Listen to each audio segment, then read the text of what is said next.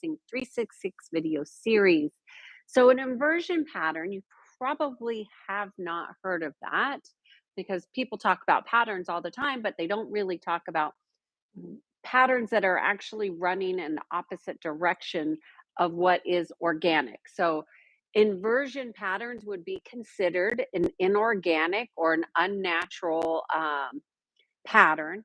It goes against the natural laws and it actually feels very much out of sync. So, an inversion pattern is literally something that happens. Totally, fully, and completely based on fear. So if you are a worrier, or if you are somebody who has made decisions, have thoughts, maybe have panic, um, or have just a lot of fear. Maybe you watch the news a lot and you believe a lot of what the media is saying, and which is totally your choice. But when we have a lot of fear running in our thoughts, in our belief systems, in our work life, um, that will solidify. And solidify shows up in the energy field with bonding, binding, attachments. These are all different ways in which inversions become solidified. And so it actually runs energy backwards. So you might find that you don't have a lot of life force when you have a lot of inversion patterns. Inversion patterns are not often talked about because a lot of people don't talk about how inorganic patterns actually come to exist in the first place.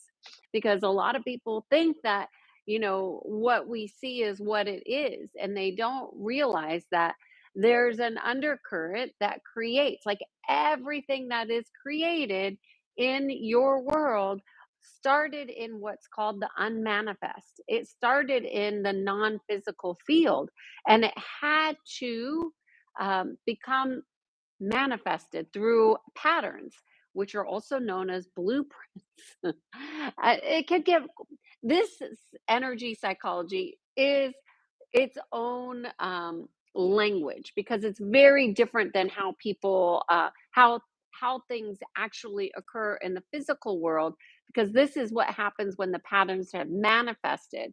But when you start looking at things inverting, what will manifest is a lot of drama, a lot of chaos, and even more fear. So if you're somebody that has those things and you have a lot of fear within you, you want to start using a process. And there are many processes out there. I use a process to unwind fear, but everybody has to find what works for them. The thing about fear is that it's layered. And when it's layered so much, it becomes bonded. It feels like it can never change. But everything can be transformed.